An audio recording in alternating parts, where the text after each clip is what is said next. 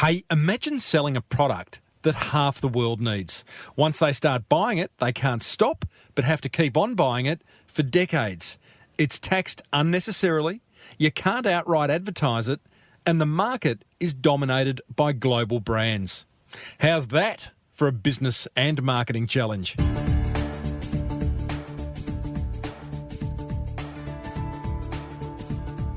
Big challenge indeed. Before we get stuck into episode 413 of the Small Business Big Marketing Show, the Marketing Gold is made exclusively possible thanks to American Express. Yes, Amex. I say exclusively because for this episode, the last couple of episodes, and a couple of future episodes, Amex have kindly taken all available advertising spots. So do yourself and me a favour and check out their suite of business cards. They're brilliant. They're designed to meet the financial needs of small business owners just like you, and they will reward you more than you may give them credit for. Simply Google Amex Business to find out more. Well, I said, welcome to a small business marketing show, where successful small business owners share their souls to take your marketing straight to the lead. Now, here's your host, Mr. Timbo Reid. And welcome back to the Small Business Big Marketing Show. I am your host, Timbo Reid. You, infinitely more importantly, are a motivated business owner and you are ready. I hope you're ready. That's why you're here, to crank out some great marketing to build that beautiful business of yours into the empire it deserves to be. Big show today. Mia Klitsas joins us. She's the founder of female hygiene brand Moxie, and she shares her inspiring business and marketing journey. It's a ripper. How's this for a stat? She sells a box of tampons every 30 seconds. And you're about to find out how she does it. Plus, two more lucky listeners share what marketing is working for them so we can all benefit. And in return, I give them a couple of prizes. As per usual, team, there is marketing GOLD dripping from the ceiling over here at Small Business Big Marketing's HQ. So let's get stuck right in.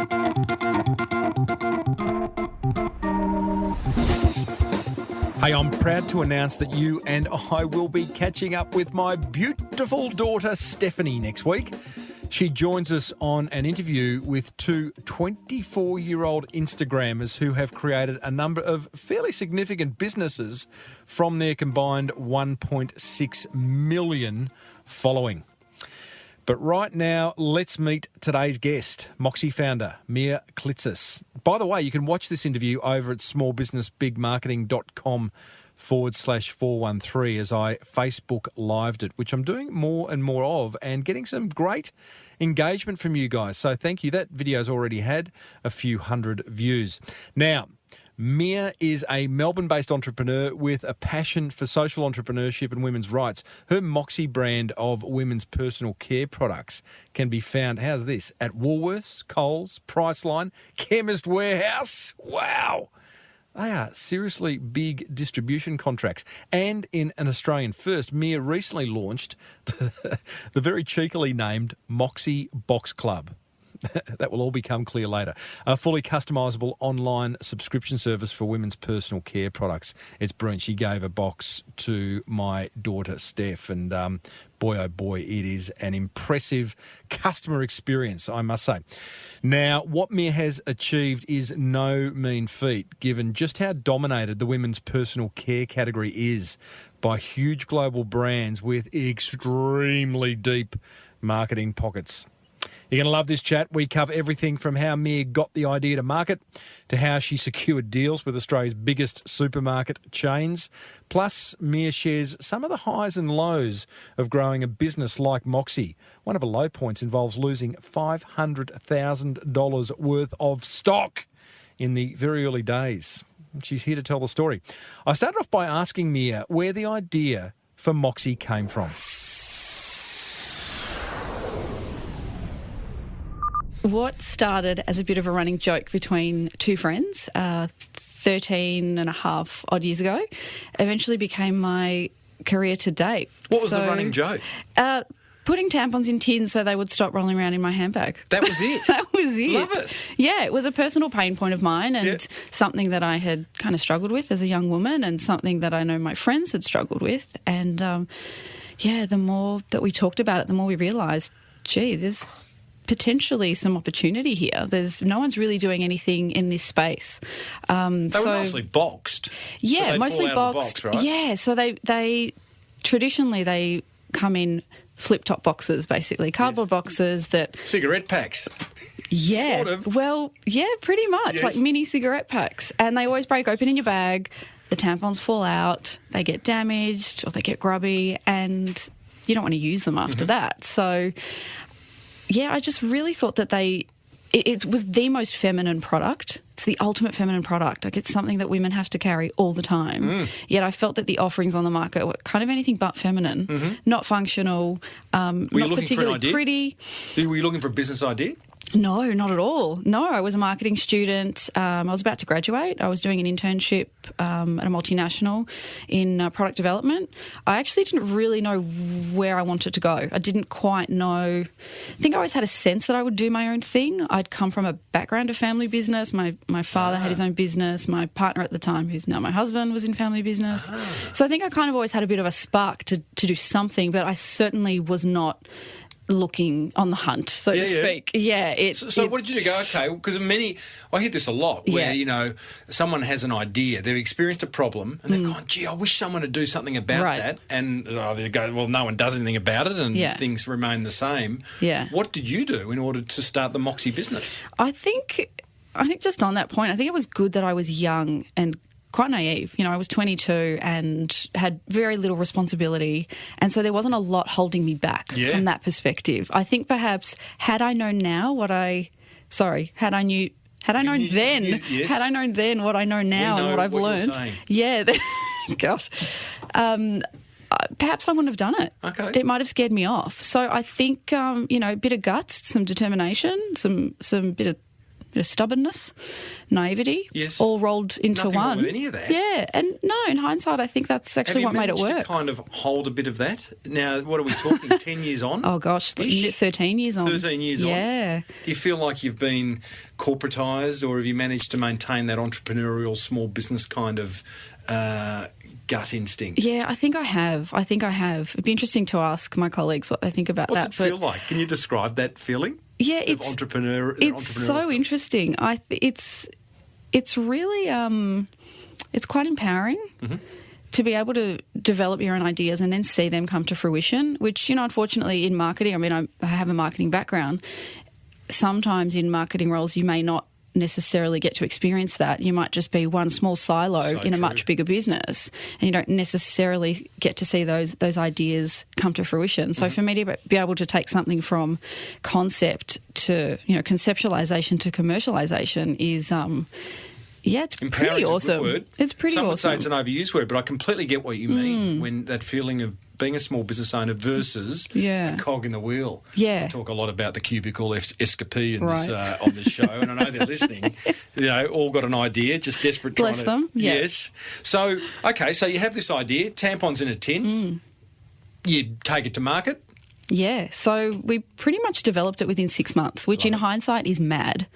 I'm not sure I'd recommend it. Yeah, well, I think, now knowing what I know about launching products and even having launched some more of my own over the years, line extensions and what have you, 6 months is really quick to get a completely new brand off the ground, particularly in a mature category. Feminine hygiene is, dominated by massive multinationals. Very few players in the market, I would say, as opposed to a lot of other FMCG categories. So, in hindsight, I think it's good that I was gutsy because I bit off a lot. Because it'd be very easy. You're right. That is a category dominated by big boys. brands. Yeah. Big budgets. You could so easily have gone, no way. But naivety made you go, no way. It did. Absolute way. It did. Yeah, absolute way, all the way. And I think I really believed in it. Yeah. I really backed it and I really believed in it. And I honestly don't think for 1 second I had that thought process of, oh my gosh, what am I doing? This isn't going to work. I was just so, hell-bent on on delivering, and more from a personal perspective, just, really wanting to see it come to life and knowing that it was something truly unique that no one had done. I just wanted to make it happen. Did you have to borrow money, or what did you do? Yeah, look, those were the days. Those are the days where you Daddy. could... Yeah, no, none of that. None of that? No, those are the days where you could go to the bank basically with an order from Woolworths and get a loan, which I think times have changed quite significantly. Yes. But our first retailer was Woolworths. We got ranged nationally in all stores. Yeah, it's crazy to think about it now. I just marched into Woolworths as a 22-year-old and thought, oh, yes, Well, you this didn't is a just great march idea. in, because getting a meeting with a buyer at Woolworths would not be easy. So how did that happen? Actually, we had... from memory, we'd actually contacted Coles first because they're Melbourne-based. And, we were an unknown business, an unknown brand. They didn't want to know us. So hung up the phone pretty promptly. And so we thought, okay, well, let's try Woolies then. And I think we had just sort of happened to call coincidentally around the time of their review period. Timing's everything. Yeah, great timing. And Yeah. so they said, oh, fantastic, you can make a meeting and come up and see us. And so it wasn't too difficult, but again, I think it was because we called at the right time. And we went prepped. We made sure that we had all of our ducks in a row. I'd actually ordered a container worth of stock in preparation. So talk about being confident. How many tampons is in a container? That's a hell of a lot. A lot. It's a lot. Tens of thousands? It was a 20-foot container. Oh, gosh, yeah. Yeah. I would have had probably a lifetime supply of tampons. Hang on, let's just... had I not sold them. I need to understand that. So you have gone tampons in a tin, Yeah. no brainer. I'm going to do that. It'd be great if we get a big distributor like Woolies, tick. But before Woolies come on board, Yeah. you've actually gone and ordered. Yeah. So that means you have designed the tin, you've sourced the tin, you've sourced the... You're not manufacturing tampons. I'm assuming you're buying them at this point from elsewhere. Yeah. And... Yeah, huge gamble. Huge. Well, great in retrospect. Yes, but could have gone south. It could have gone the other way. So Very south. dangerous, incredibly risky. Yeah. But I Did you tell Woolworths you've got... Yeah, and I wonder if that's what got us ranged. In all honesty, I think being that prepared and being that confident in the product, I wonder if, often people go to buyers or, go to big retailers and say, I've got this seed of an idea and I'm thinking it's this and that. And, I appreciate that sometimes collaboration is important between the two, but, they're incredibly busy. They've got so many products to look after and new products to look at that I imagine, someone that goes there quite well prepped would have a... it shows you're committed, you've got skin in the game, you're not mucking around, you're not testing the market, you are there. You are part of the market. And I think also, we did have something truly unique. There was nothing else in the world like Moxie. There was no tampon brand or feminine hygiene brand at the time that kind of took a different approach, took a bit more of a beauty/fashion approach to feminine hygiene rather than something that was, kind of clinical. I wanted to make it something that women purchased because they wanted to and not just because they had to. Yeah, It was very much this kind of grudge purchase, I want to talk about brand. You're big on brand, and I feel love like brand, looking at your visual brand, looking at your packaging. You've brought in some product. It looks amazing. Thank you. And I want to talk about your marketing later on. But in terms of brand, two questions. First of all, where did the name Moxie come from? So Moxie is actually a retro word. It's an American word from like the 30s and 40s, and it actually means to have guts, determination and courage. Does it? Yeah, in the face of adversity. And it was often a word that was used to describe women. Right. So you'd hear it in a lot of old movies. She's got a bit of moxie about her. Yeah, so it'd be Humphrey Bogart saying, she had big brown eyes with a lot of moxie. Or, Really? Yeah, you got a lot of moxie, kid, and it means you got a lot of guts. And having designed the tin, I thought tin itself is quite retro. It is, yes. it is, quite a packaging material that was quite commonly used for all kinds of things. Yeah. Back in the 30s and 40s, and I thought, it's starting to look quite retro. Perhaps it needs a bit of a retro nod. It needs a retro name. And after a bit of research, found Moxie and rolled off the tongue, and it was available. Yeah. As a domain, and it told a story. Yeah, all of that, and it told a story, and it was actually very much how I felt as a young woman at the time. I very much felt like it was going to take a lot of moxie Moxie. And part of branding and marketing is being able to tell stories around things. So Moxie obviously plays into that. You have a wonderful quote around branding. We've learned how to compete on brand. It's the one thing, if done right, can't easily be replicated or taken away from you. And, in a world of sameness, there's no shortage of tampon brands, there's no shortage of vets, of plumbers, of everything. So brand is one of those things that can set us apart. Can you define brand in your terms and tell us about how you've gone about branding Moxie? Yeah, I think, as I said, brand is really your true USP. I think it's your truly unique thing that you can hang your hat on beyond a product innovation, which I think, unfortunately, these days even product innovations can be copied. Yes. So to me, brand is really your identity. And much like people, personalities can't be replicated. I've really feel the same about brands. I think a brand is a personality. It's truly unique, and it's not something that can be easily replicated. And I think if you're true to your brand over the course of its lifetime, I think that's something that you can really, really hang your hat on. So for us, entering such a mature category dominated by such big players, we were never going to be able to compete on ad spend, for example. Never. We could never, I wish I had those budgets, but, Well, I just... 10% of those budgets. Oh, even 5, let's be honest. Yes. I mean, I wish I had those kind of budgets, but we didn't, and we knew that. And so we thought, we have to compete on brand. First and foremost, the brand has to stand for itself. So even initially, we didn't even heavily promote the tins. We promoted the brand, and it was more about, what it meant to have Moxie. Well, you weren't running TV ads. No, we weren't running TV ads. We weren't running TV ads. We did some sponsorships. So we did a lot of more kind of brand experiential stuff. So we went to Moonlight Cinema and we did some sampling, and we had, Moxie girls, and we actually got the 3-Minute Angels, who were a massage crew, going around to all the women in the audience, giving them 3-minute massages and telling them about the brand and things like that. Other brand collabs, alignments. So aligning ourselves with other brands or other initiatives that really displayed that meaning of Moxie. Yeah, okay. And really just educating. So I do a lot of talks in schools, speaking to young girls about the importance of Moxie, women's rights, making good consumer choices and, all kinds of things. How do you get those? Schools I've had a number Schools of are guests come great, through. yeah. Schools are great. They're not easy to get into. What's your little secret sauce of... I'm really fortunate. I actually can't even remember really how it started, but it's something I've been doing over quite a few years now, and bless them, they call me back every year, which is fantastic. So, I've kind of got my little set of schools that I go back and visit. Great marketing. Yeah. I see the Year 9s and Year 10s and talk to them a lot about, obviously about starting a business as a young woman and what that meant and what my journey was like and how I sort of, got to this point, but also talk to them a lot about social responsibility and things like that. We started an initiative a few years back, so I talked to them about the power of their choices and how you can use your business as a platform to basically drive awareness of the things that you believe in. So Moxie's going along, tampon in a tin, tick. We all wanted that. Well, I didn't, but, 50% of the population did. And that's going along swimmingly. At what point did you then make it a subscription service? So we still sell in major retail. Yes. So throughout Australia, we export quite a bit too. Probably in the last year or so, we've gone online with the subscription model.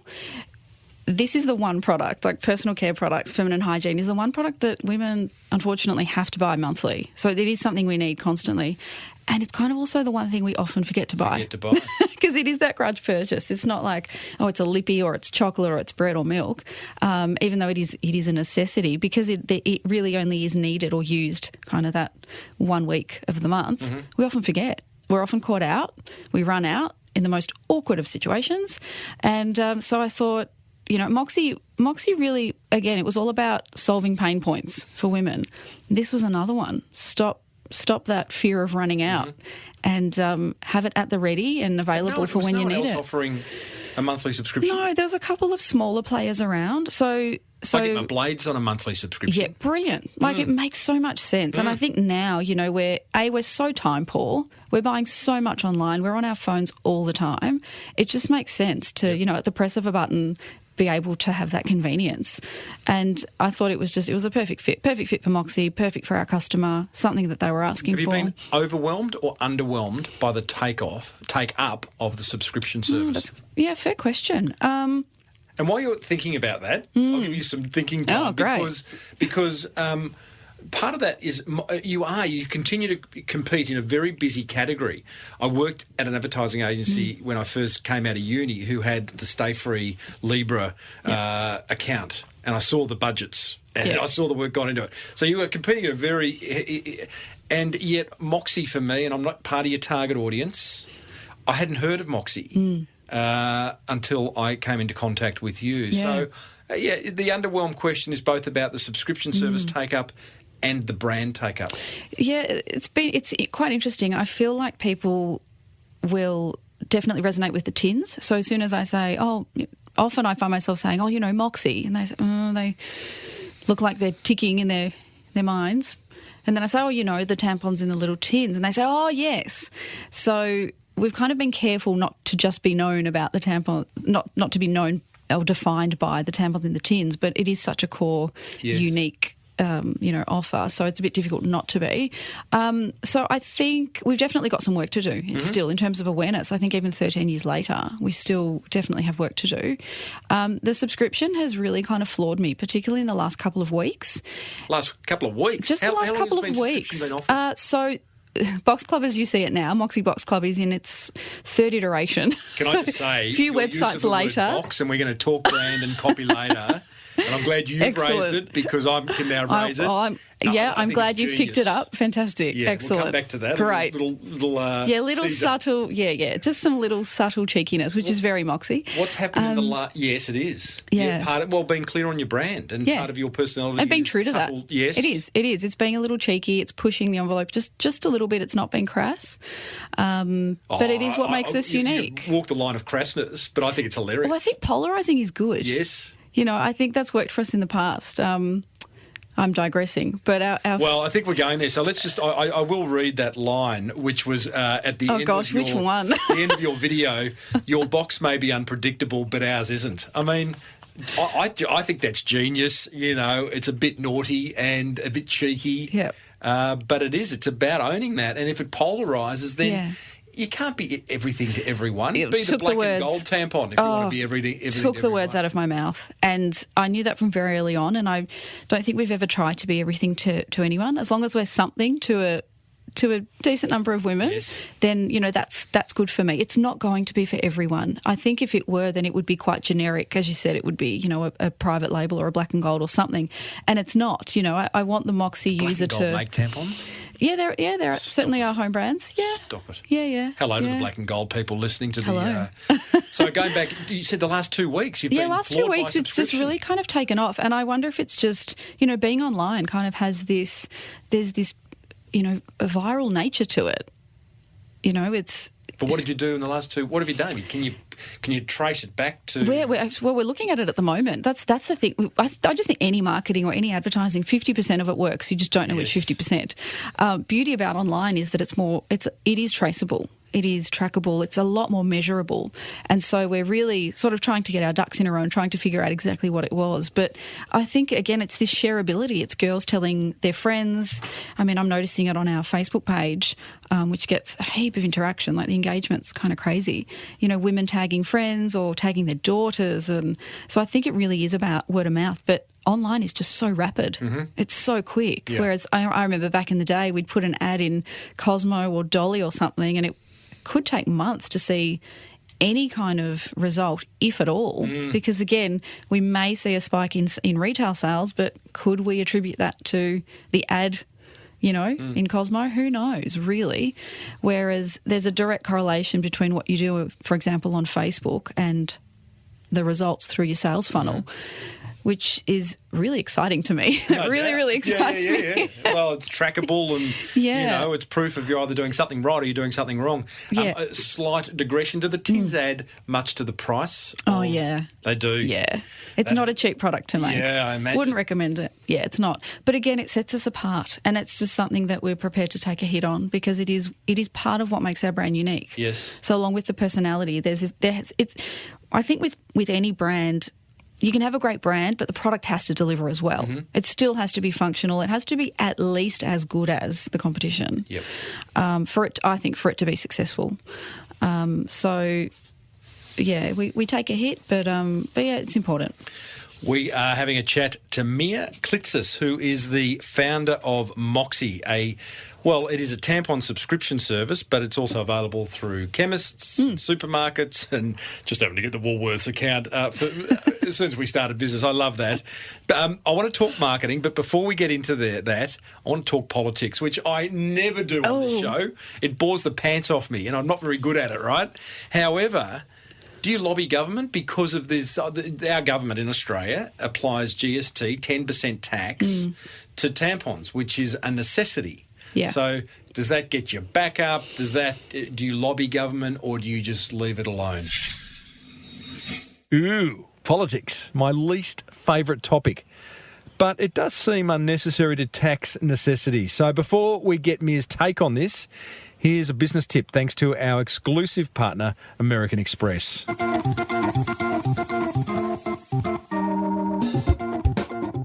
Here's a money-making tip from American Express member and Four Pillars Gin founder, Stu Gregor. I, for the life of me, don't understand why a business won't accept Amex, because what you're potentially doing is knocking back customers who want to spend money on your product or your brand or your service or whatever it is. And I frankly don't understand it. If someone wants to give me their Amex and buy 10 bottles of gin, I tell you what, I'll take their Amex, thanks very much. You're potentially also denying yourself a big chunk of corporate business as well. You know, because a lot of sales guys, I know me in my own business, I use Amex. And if I go to, if I ring to make a booking at a restaurant or a bar or something, I say, do you accept Amex? And they say no, I go somewhere else. So they don't even know the business they're missing out on. It beggars belief. And I often find myself having these rather awkward conversations at the with a shopkeeper or a bar owner or a restaurateur saying, why wouldn't you take it? I'll pay you the extra. I'll pay 1.5, the credit card service fee or whatever you want. Take my money. It's Business 101, really. Make it easy for people to give you money. Speaking of money, the American Express Business Explorer credit card comes with 50,000 bonus points every year, a low interest rate, and 2 points on every dollar you spend. Not to mention a couple of tickets to the very swish Amex Lounge at Sydney International Airport. Search Amex Business to find out more. New American Express card members only. Terms and conditions apply. And now back to Moxie founder Mia Klitsas, who was about to share her view on the federal government's tampon tax. It does get my back up, and I think about this a lot, and I feel like my view has changed slightly on it. Your facial expressions also just changed. Yeah, it's a really interesting question. There is no doubt in my mind that feminine hygiene is a necessity.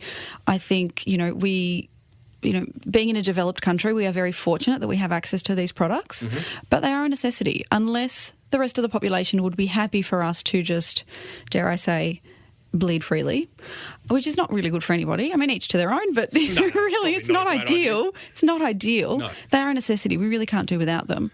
So get your back up, but you've chosen. So we have lobbied at times. We certainly have, and we certainly have either jumped on existing campaigns or started our own campaigns to try and encourage the government, but particularly when Julia Gillard was Prime Minister. Okay. But unfortunately, I feel like that fell on deaf ears. I think my experience in Uganda, so I went to Uganda in 2013, and long story short, we started an initiative called Pads for Pads, whereby we use the profits we make from Moxie in Australia to fund the production of reusable sanitary items for girls in developing countries. Wow. So we started in Uganda, and when I went to Uganda, I kind of changed my tune a little bit. I thought, I still do believe that, well, I feel like if tampons or feminine hygiene is going to be taxed, I feel like we should use that money for good. So we should use that either for something like, supporting at-risk women or women in need who don't have access to products, or providing products for free for young schoolgirls or something. So I'm sure the government would love that. But I feel like that money could be redistributed. I feel like, as I said, we're very fortunate that we can afford them. You're okay with the tax. You'd like to see it distributed. I would just like to see it going to... If it is something that is going to be taxed, then I would love to see that money actually go to good use and and be put towards something that would actually benefit women, Australian women. If GST was removed from feminine hygiene products, how would it impact your business? I don't think it would, to be I honest. don't think it would either. Not at all. It's more Not a at all. moral kind of thing. It than is, a absolutely. commercial. Absolutely. So, I think if, as I said, I'm sort of in two minds about it. It should either be not Enough taxed. politics. Yeah, This is not a don't political tax show. it, or let us do something We cool don't with do it. opinions around here. We do marketing. Let's talk about growth, because you've had some fantastic growth. Can you wrap some numbers around, like just scope? Moxie, give us a sense of where Moxie's at now. Everything, please, Mia. I want a complete balance sheet. Whatever you're willing to. But just to give us a sense of where you're at. So at the moment, we're selling a pack of Moxie somewhere in the world about every 30 seconds. It's a How's lot of that make you tampons. feel? It's strange. It's a really odd feeling. I think it doesn't become reality, excuse me, unless often when I see it on the shelf at a retailer, I'm like, oh gosh, oh no, oh that's mine. Oh, wow. It becomes quite real. Yes. But yeah, I think rolling numbers like that off the tongue is, I think 13 years ago I never would have thought Every that 30 we'd... seconds a pack of Moxie Every sold. 30 Number of seconds. staff? We're a tight team. There's about 8 of us at the moment. Love that. Yeah, we're a really nice tight team. Great. Yeah, it's fantastic. All locally based? Yeah. Yeah. Tampons are made where? Tampons are made in Europe. Europe? Yeah. Okay. Wouldn't have picked that. Yeah. Can you talk turnover? I can't give away my trade secrets. No I one's listening. We've can't. just got a bit No of one's Facebook listening, Live just a action few and- people. No, I can't talk turnover. But look, it's not. It's certainly not sending me on yachts. Not yet. Yet, but it does okay. Good. It does okay. Look, I think the motivation for me was never for it to be an enormous money spinner. For me, it was about doing something I loved. Come I on. really, as long as it Look me in the pays the eye. bills. Have you had anyone knock on the door saying, I'd like to buy Moxie? No. Not yet? Not yet. They will. No. They will. Do you Have think? enough. Yes. Do you No, think? no doubt. Don't know. Is it for sale? Everything's for sale. You know for a what? price. I think I'm at the point now where I'm a lot less emotional about the business as I was perhaps even happened? 5 years ago. What happened? I don't know. I think I still certainly feel challenged by it, and I still love it. But I'm just a bit less precious about it. Okay. Yeah, and there's a lot more ideas up here that want to come to fruition. Is that a good thing, do you think, to lose the emotion around something that you have given birth to? I certainly don't think it's a bad thing. I think Probably think clearer. I do. I still, I certainly think I'm still a risk taker. I'm still as much of a risk taker as I was then. Mm-hmm. A bit older now, which arguably perhaps it's just more stupid to be that risky when you're older. But I don't think it's bad to lose a bit of that emotion. I think it just I find I have more clarity in my business decisions. It's funny, I'm the person that struggles to order off a menu. Like, I can't decide between the Parmigiana and the lasagna. Yes. But, ask me something about, it could be the most critical decision in business and I will have Bang. a black or white opinion on it. And I wonder It is a if hard it's... decision between a Parma and a lasagna. I mean, You feel me, right? It's a very difficult decision. First world problems. But, I find that not being as emotionally attached... Good. It's just changed my perception and my way of thinking. Let's talk growth. I want to find out what's been the biggest win you've had. Now, I would probably argue that getting the Woolworths account prior to having any product, or actually having product floating on a container somewhere out there, on a not ship. You've got to buy it. Yeah. That's a big win. Yeah. Another big win that kind of really created momentum for you and is... And it doesn't have to be like massive, but it could just be someone said something or you made a decision and it was whatever. But is there anything that comes to mind? Years ago, probably about 11 years ago now, we sponsored Melbourne Fashion Week. I can't recall exactly which iteration or who the sponsor was, but it was the Fashion Week in Melbourne. And we sponsored a couple of designers who actually designed a pattern for a Moxie tin that we had produced in a very limited quantity, and we gave those out for free to all the VIPs in the room. And that designer actually had clothes printed with that same print and put that down the runway. Oh, wow. And we made it into Vogue, which Hello. I never, and apparently it was the first time that Vogue had ever featured a tampon brand. And, I think for us to have made it into such a, prominent fashion publication as a fashion must-have it was pretty amazing. Did you see any results from that in terms of increased brand awareness? Sales, Definitely, yeah. We definitely people got talking about it? Absolutely, definitely got more brand awareness from it. Sales, I'm not so sure. I think hard to track. It is hard to track, and I really do believe in the whole touch point theory, and that it takes multiple touch points to make a sale, and it's absolutely Interesting you say that. the case in this category. Just before you came in, I responded to an email from a potential sponsor who said, I would like to sponsor your show. I said, great, here's my sponsorship proposal. They've come back and they've said, can we just do, because I sell it in packs of 12 episodes because, you've got to build up some frequency, right? And can we just do one? And I'm like, no, because I'm happy to take your. Well, I'm not happy to take your money. I could take your money. I can tell you right now, one ad in this show ain't going to work. One ad on any show ain't going to work. So you've kind of got to, you got to commit. Definitely. Right? So it's about repetition. Mia, their wins. I think you would be a woman who has had a few failures and probably is quite proud of them. How much time have you got, Tim, honestly? I love it. Well, this is where it gets interesting. What's the worst thing that's happened on your Moxie journey? The worst. It's funny because I think every time something bad happens, I'm like, this is the worst thing that's happened. Catastrophizing much.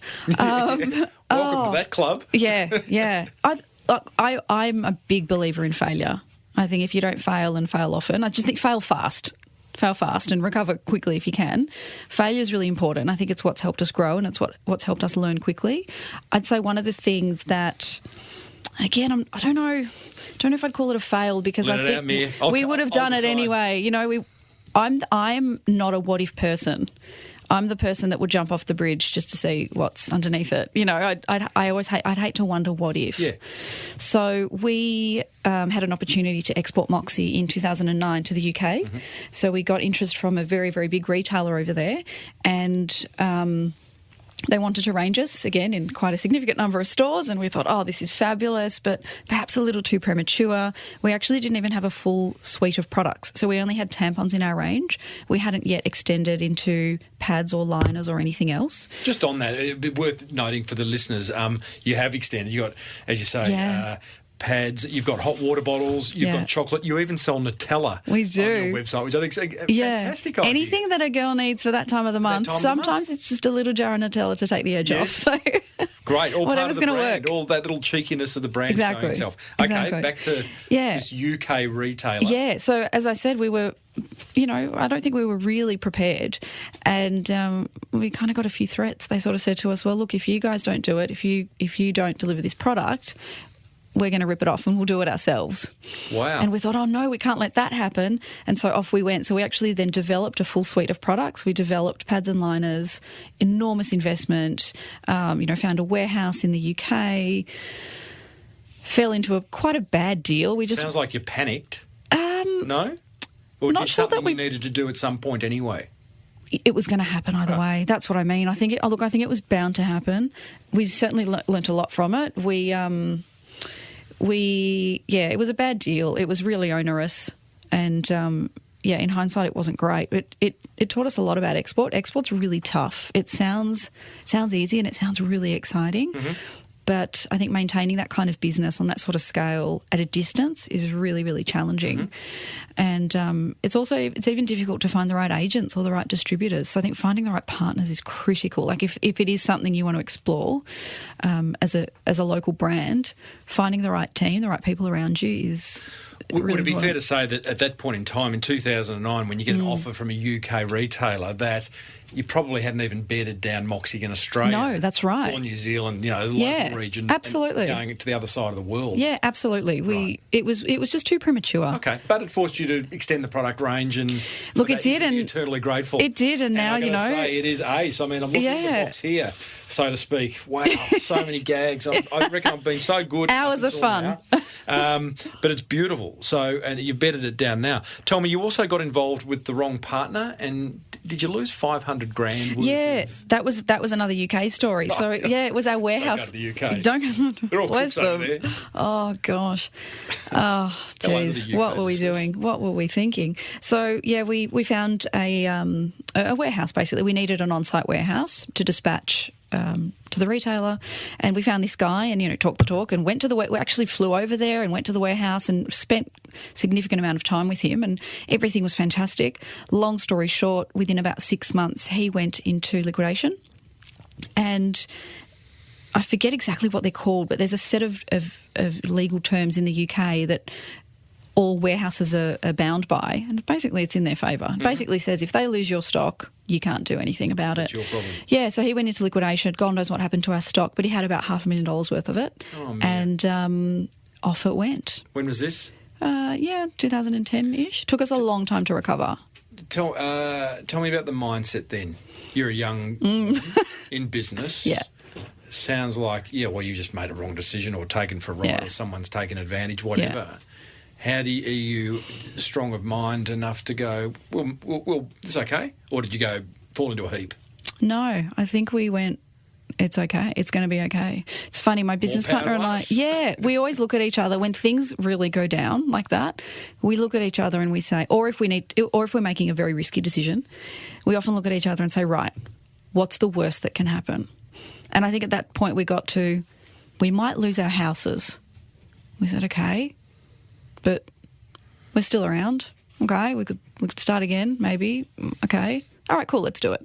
So Really? That's a so I think that was kind of the wonderful conversation to discussion, and we still have it. We still have that discussion. What is the worst that can happen? And we kind of feel like as long as we've got our, got our health, we've got our families. Wow.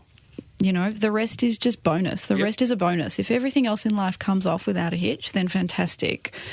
It doesn't always work that way. So we have that conversation, and I think it's a good reset. And so I think with that, it made us more driven. We learnt a lot. We certainly don't enter into export agreements lightly. We had an incredible deal from the US a few years ago. One of the major pharmacy retailers over there wanted to put us in 8,000 stores. Hello. Yeah. So, I was already buying yachts in my head, and I'd already spent the money. Thinking about, gosh, what we could do. But, the further we got into that deal, again, it was incredibly onerous. They basically wanted pay on scan. They wanted to pay us on scan. So, that's hard. Which, it was not sustainable. So for us to just even afford to hold that amount of stock, pay on scan, let alone pay on scan, buys a product and then you get paid. Wow. Yeah. CID. For 8,000 stores, which is just not work. So we actually said no. Good on you. Yeah, takes guts to say no to big things like that. Takes guts to say no generally. Yeah, it's hard to say no, but it's important. I think. Yeah, I agree. It's important. What you say no determines what you say yes to. Right, young Mia. Yeah, right. As I've learned many a time. What about distribution? So you're in your retail, supermarkets, pharmacies. You're online as well. Yeah. What have you noticed about consumer buying habits over the years? Are we going online? What's happening? A lot of people are going online. Yes. Again, I think because of the added convenience. But that said, there also is a convenience element to buying in store. If you're at the supermarket purchasing, you're purchasing you're doing your weekly food shop. Feminine hygiene is something that you would just, add to your basket. But there certainly is quite a shift to online, again, particularly with, time poor young professionals, young couples, young students living in very small apartments, perhaps not even shopping as much for food. How do you balance that between talking to a supermarket buyer who really wants a monopoly over the distribution of a product, right? Versus going, people can buy it online. They don't have to come into your supermarket. How do you manage? Is it an issue or is it not an issue? It's not an issue. And look, no, it's not an issue. The market's huge. I feel like the market's... I can't think of a lot of products in the supermarket that I can go and buy online. Well, the supermarkets have got their own online stores as well. So they kind of service that part of the market themselves. So they've kind of got their finger in that pie also. Okay. I think it's a very different customer. So I think for us, a Moxie Box Club customer is it is really a brand loyalist. It's someone that's willing to invest. It is a significant investment. So it's $30 a box. So you can choose to have that delivered. For how many? So you get 5 products. You can choose whatever products you want. The value is obviously a lot higher. Box, which is the gift box. Yeah. You can have 5 products. You have 5 products in it. But as I said, like some of those items alone are worth, $10 or even $15. So the value is quite high, and they are items you can't necessarily buy elsewhere. But it still is a hurdle to purchase. So you can purchase it either monthly, bi-monthly or quarterly, which effectively kind of reduces that monthly spend. But, arguably you could just go to the shops and buy a pack for $5 if you only needed the one. So I think it is a slightly different customer as well. I think we're servicing a different customer. So look, touch wood, at this stage we haven't had an issue. Again, I don't think we've got a big enough piece of the pie to really, warrant any Yeah, issues okay. at this stage. Okay. It'd be a good problem to have. Well, but let's talk not about yet. the pie and Yeah. increasing your slice of that pie, which Yeah. marketing is pretty good at. So what marketing is most effective for you? What really, for you know that if you do this, you're going to get this? Sampling's always been really great for Yeah, us. right. Sampling's great. Getting the product in people's hands, and I wonder if that would be true of other brands. I'm not sure. I think we're fortunate that we've got this cute factor. Like our Moxie Yes. tins are really cute. People really want the tins, and it is kind of a desirable product, and it does lend itself to this more sort of fashion area. So we do a lot of sampling in fashion related events. So that works really, really well for us. I'd say that's probably one of the things that's been most effective. I've had I've had 3 different guests over the years that have actually got their product into the bags at the Oscars, the show bags at the Oscars. Yeah, fantastic. There you go. Yeah. That's your little entree into America. Brilliant. It must be a challenge selling a product that gets represented so often in euphemistic terms. So we were laughing in our pre-interview the other day, like an ad for a tampon normally involves blue liquid. I'm not sure you bleed blue. Not last time I checked, We no. often see women in their white sporting gear. Yeah. And it's all very cliche. Yeah. Does it make it difficult to get your message across? Initially, it actually made it easier because I feel like we were the first brand that really came out and said, this is all bogus. This is not how it happens at all. Yeah, that's This right. is not how things roll in the real world. We came out and said, our first tagline was, have a beautiful day in hell. So we pretty much acknowledged that the experience was going to be rubbish. We pretty much came out and said, it's not going to be fun, you guys. Sorry, it's going to be crap. We can't do anything about that. We can't change that. But what we can change is this. We can at least provide you with a product that's going to work. Put a smile on your face. It's going to make you laugh a little bit. Yep. You're going to feel well equipped, and we're very real about what we can deliver. And so that allowed us to create some noise because that message was not the message that the majority of the market was telling. So again, it was polarizing. Some people went, "Oh, that's offensive. That's ridiculous." But we know one of our brand values is being real, and we stand by that. Everything we do is real. We're transparent in everything that we do, and part of it is about what we can deliver. We're not going to overpromise and underdeliver. We're not about women running on the beach in white pants. Ironically, I'm wearing a white skirt today, but you've got a great video on the website too, which has a woman in white gear on a bike in the middle on the of a bike. sporting field. But She it's has all an accident. tongue-in-cheek and Yeah. She has an accident, and Yeah. it's all very real. And it happens. You talk about polarising, and I love that. It's a great discussion to have because I think far too many business owners are scared to get anyone's nose out of joint. Yeah. And I just think it's a wonderful thing to do. Would it be fair to say that you do actually polarise a fair chunk of the market? I mean, I look at Moxie and I go, I don't know, it's probably for the 50 to 30-year-old woman. And after that, they're going to go, oh, that's not for me. That's a young person's product. Yeah. I'll have the stay free, thank you. It's interesting. It's so interesting you say that because Am I wrong? well, Say it. 'Cause I wouldn't know. I'm gonna pose a different view. Go. Put it that way.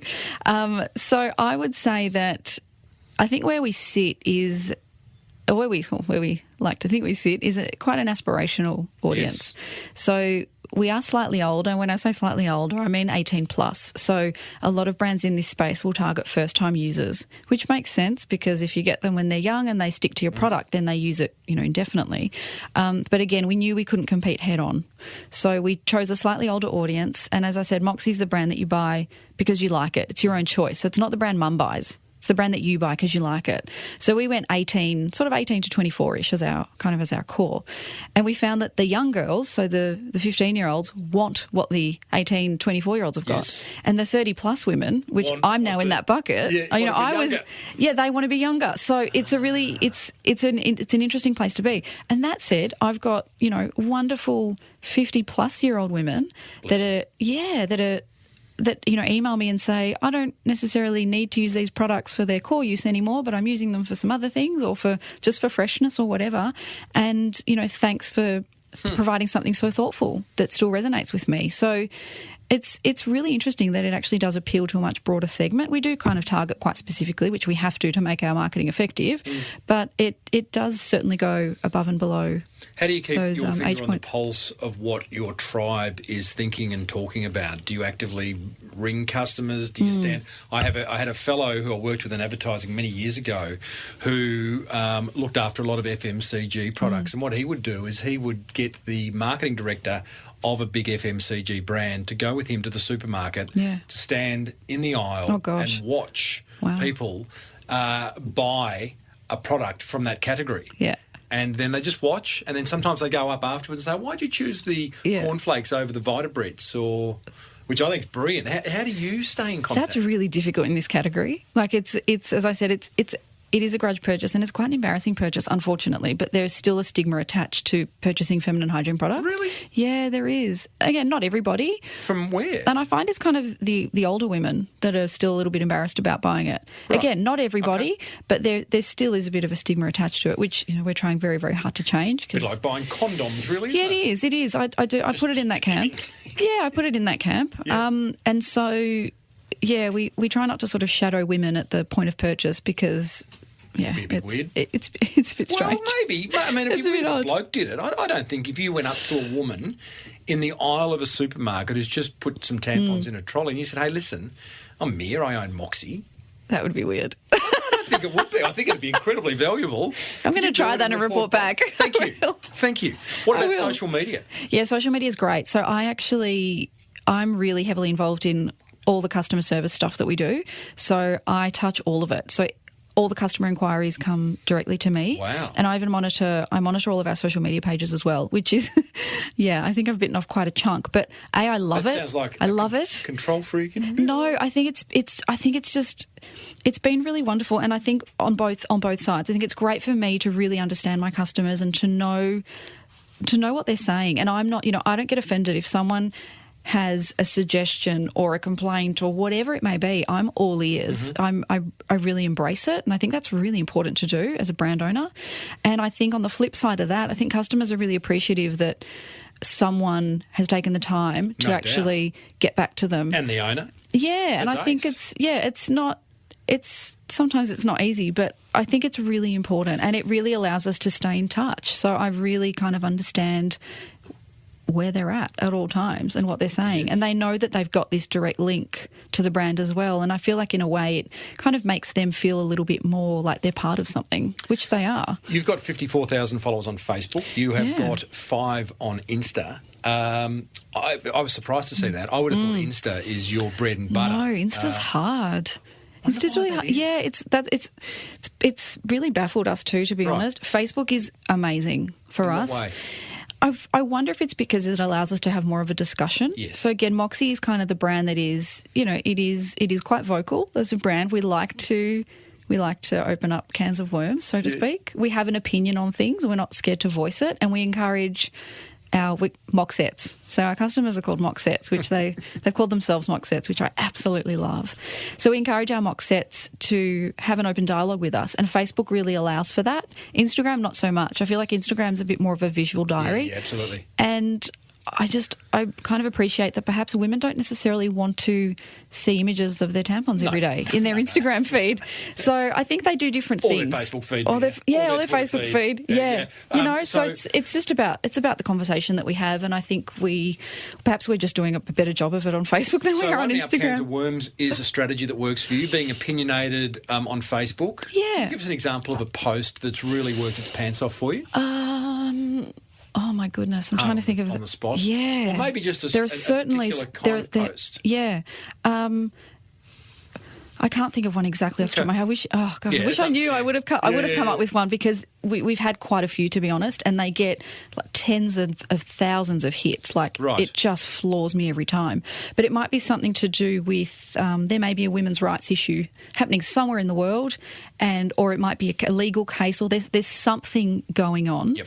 and we will post about it, but we will also have an opinion on it. So rather than just throwing it out there and saying, hey, what do you think? We say, this is what we think, because we do have a firm stance. We are we're very real. We're very... Have you grabbed hold of the Me Too thing, the hashtag Me Too, and kind of run with that? we haven't as much, not specifically, but certainly iterations of it. Again, I think for us it's about relevance, and just, really picking up on the things that that are relevant, which of course that is relevant, it's women. You but couldn't do social you know, influencer marketing, could you? Because sending it out to social influencers or celebrities and them having them say, hey, I use Moxie is kind of not going to cut it. We have done a bit of that. There you go. Yeah, we have done a bit of that. But again, it's it's all about really authentic relationships. Yes. So we ensure that everything that we do is authentic, and it's it's a genuine collaboration. It's genuinely because that person really likes the brand or uses the brand, not just because we paid them to. So, Mira, I love what you've done. I think Moxie, for anyone who is interested in brand, and I mean brand visually, I mean brand from a copy point of view, because some of the cheeky lines, I mean, just there's go a to lot the of Moxie. they're hidden through it. So I actually wrote all the copy on our website. I love it. And there's a lot of double entendres and a bit of cheekiness in there. Well, there are, and I think anyone who wants to understand that side of their marketing better, then go and have a look at the Moxie website and see how you've done that. It's beautiful. It's a beautiful box. I imagine the whole customer experience of buying online is fantastic. I think it's very exciting. If someone is listening and wants to make an offer to buy Moxie, then please contact me directly. All offers accepted. All offers accepted. Or considered, rather. Not accepted. Not accepted. Exactly right. It's a big yacht that you want on those Greek islands. And there's a lot of women that we need to help in other countries too. Yes, so, exactly. yeah. Okay, and Moxie, moxi.com. MOXIE. IE, I should say. Correct. .com. .au. .au is where to go and get your supply. Mia, thank you for taking us behind the scenes of a wonderful brand. Thank you. Thanks so much.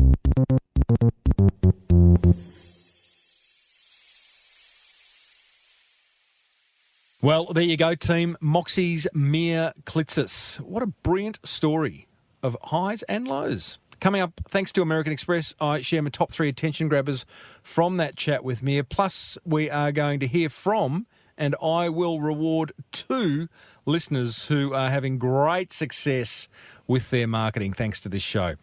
My top 3 attention grabbers, thanks to American Express, following my chat with Mia. Attention grabber number 1. I love how Mia said she's a big fan of failure. I love that. As she said, when confronted with failure, you should ask yourself, what's the worst thing that could happen? And often in doing that little exercise, you'll find the worst thing ain't that bad. Attention grabber number 2.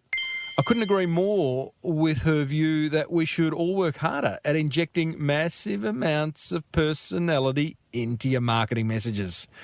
I've said this, I reckon, many, many times before, but, I can't reinforce this one enough. If you want to see how this is done, then check out the video at the bottom of moxie.com.au.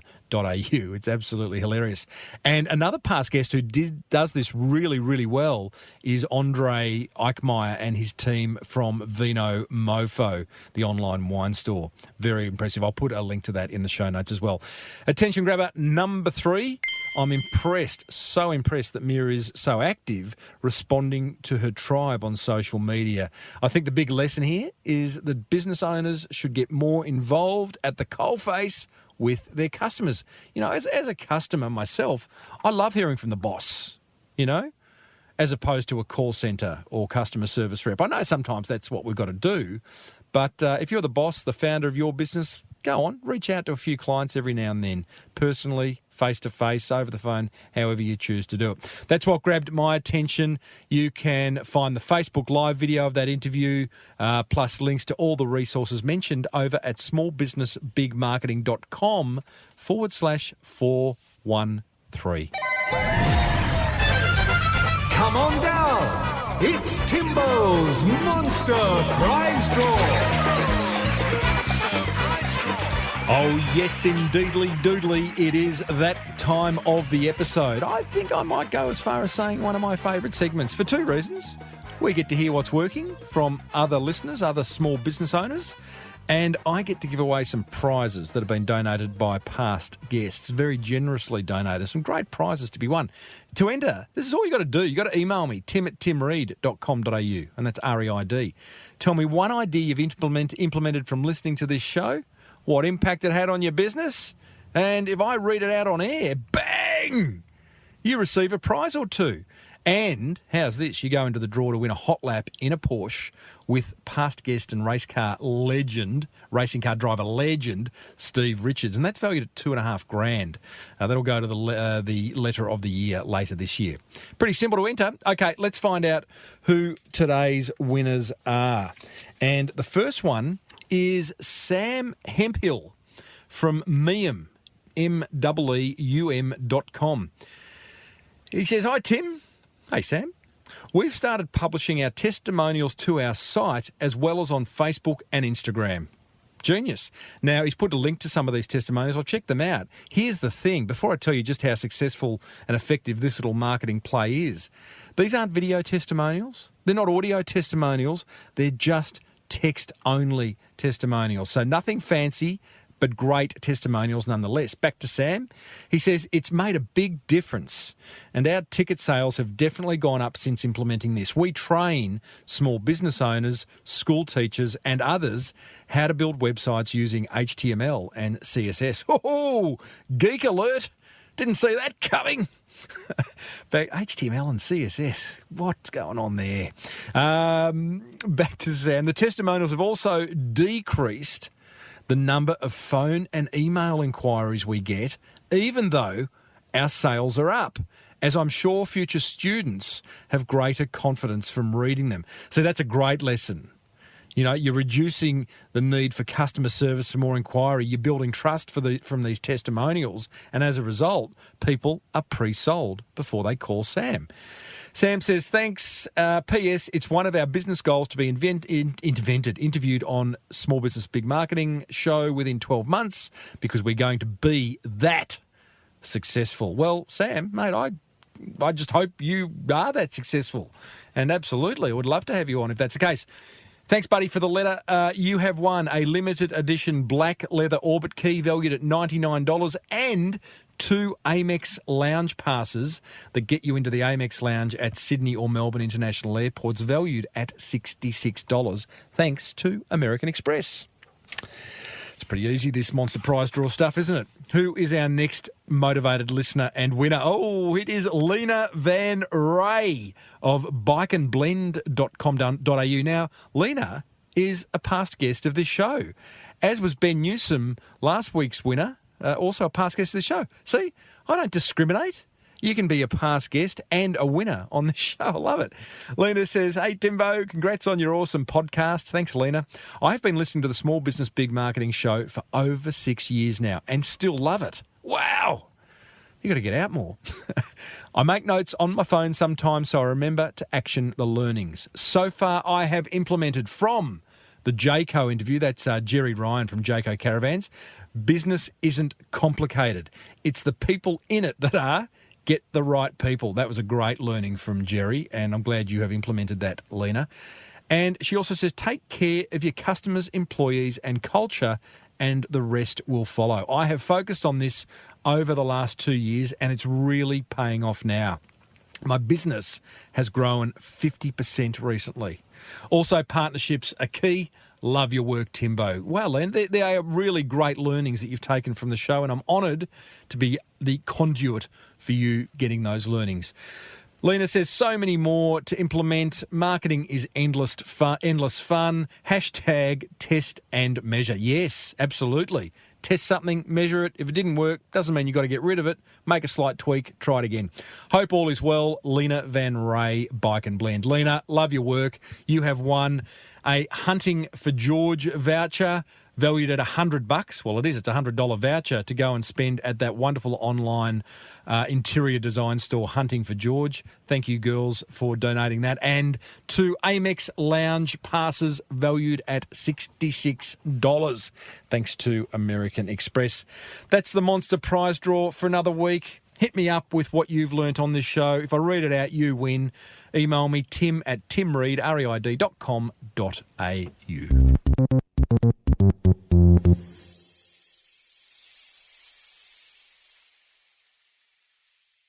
Righto, that almost brings us to the end of the Small Business Big Marketing Show, episode 413.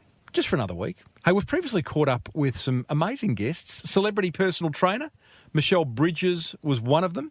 She took us behind the scenes of her hugely successful 12-week body challenge. And do you remember that chat we had with TEDx Melbourne founder John Yo? I tell you what, if you think you've got a TED Talk in you, then take a listen to that interview with John as he reveals exactly what it takes to be a TED Talk. TED Talker? Is that the word? TED Speaker? You know what I mean. You'll find both those episodes plus hundreds more over at smallbusinessbigmarketing.com, a website that I'm in the process of upgrading, updating, making look swish and new. Or you can subscribe free on your favourite podcast app, which means that you'll never, ever miss another episode. I'd love to hear from you. Go to the contact button over at smallbusinessbigmarketing.com. You can email me. You can connect with me on social media. Even buy a copy of my book, The Boomerang Effect. And a very, very big thank you to American Express for exclusively sponsoring this episode and the next couple of weeks' episodes as well, which means less ads for you, which I know you're loving. And if you love the American Express Business Explorer credit card, then so you should, because it can help you get a few points to go on holiday, which is kind of a good thing. Check it out. Amex Business is what you need to Google. Speaking of love, if you love the Small Business Big Marketing Show, then let another business owner know about it.